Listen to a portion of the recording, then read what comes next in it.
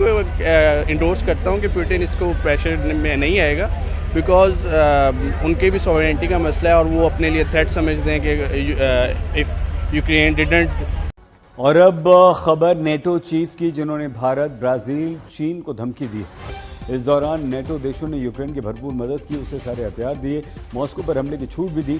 इसके बावजूद वो रूस के राष्ट्रपति पुतिन को झुकाने में नाकाम रहे और जब हथियारों के अलावा विभिन्न तरह के प्रतिबंधों के बाद भी वो पुतिन को झुका नहीं सके, तो अब उन्होंने धमकी का सहारा लिया।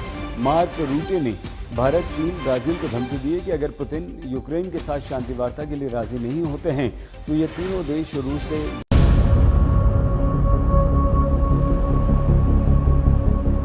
NATO once India. और भाई नेटो के चीफ ने क्लियरली कहा है कि हम सैंक्शंस लगाने वाले हैं ब्राजील, चाइना और भारत के ऊपर। और ये सैंक्शंस क्यों लगेंगे ये भी आपको इसी वीडियो के बीच में पता चलेगा। बेसिकली जो ट्रम्प हैं उन्होंने रशिया को वार्न किया है, पुतिन को वार्न किया है कि भाई आपके पास 50 दिन है, 50 दिन के अंदर अंदर जो यूक्रेन के साथ आपका वॉर चल रहा है उसे रोक दो, नहीं तो हम आपके कैपिटल पर अटैक कर देंगे, मॉस्को वेरी डेंजरस के ऊपर और साथ में सेंट पीटरबर्ग के ऊपर। अगर हम लोग बात करें मार्क रूटे की, जो कि चीफ है नेटो के, उन्होंने कहा है कि भाई ये तीनों कंट्रीज ऑयल परचेज करती हैं रशिया से। अब ये रशिया को कह लेंगे बहुत ज़्यादा एक किस्म का उन पर दबाव डालेंगे, वजन डालेंगे कि आपने 3 साल हो गए हैं ये वॉर होते हुए, अब अगर आपने ये ना रोकी तो हम इन तीनों पर भारी सैंक्शंस लगाएंगे ताकि ये तीनों आपसे ऑयल परचेज ना करें। आपकी सीधा सीधा नेटो ने धमकी दी है कि इन तीनों देशों को हम टारगेट करेंगे। और इसलिए आप देख रहे हैं ऐसी हेडलाइंस बनी है भारत में कि NATO threatens sanctions on India, China and Brazil. अब क्वेश्चन यहां पर यही आता है कि नेटो ने अचानक से भारत, चाइना, ब्राजील को वार्निंग देनी क्यों स्टार्ट कर दी है। हम यहां पर क्या करेंगे? वेल, तीनों कंट्रीज के रिलेशंस रशिया के साथ काफी अच्छे हैं और नेटो के सेक्रेटरी मान के चल रहे हैं कि आने वाले 50 दिन, याद रखिएगा ये 50 दिन बहुत ही इंपॉर्टेंट है, 50 दिन के अंदर अंदर व्लादिमीर पुतिन या तो यूक्रेन की वॉर खत्म करेंगे या फिर मॉस्को और सेंट पीटर्सबर्ग पे बड़ा अटैक होने वाला है। आप यहाँ पे एक सवाल पूछ सकते हैं, मैं कह रहा था कि एक मैं वीडियो बनाऊंगा कि he has lose his credibility, तो इस वजह से मुझे नहीं लगता कि they will consider it a serious threat. और यूएस भी आई डोंट थिंक सो कि वो अटैक करेगा रशिया पे, and I don't think so that it will give a kind of pressure that Putin needs to stop Ukraine-Russia war.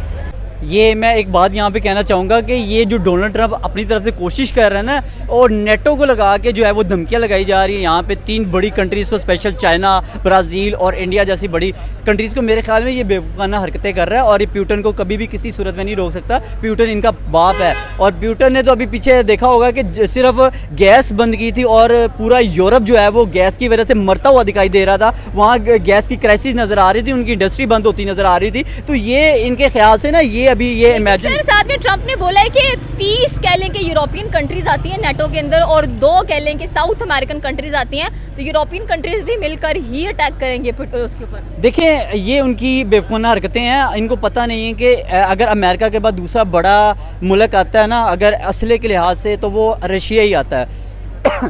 बहुत करते हैं। एक बार को उनकी स्टेटमेंट आई थी कि बिल्कुल मॉस्को, पीटर्सबर्ग को अटैक कर दो, बिल्कुल बॉम्ब कर दो।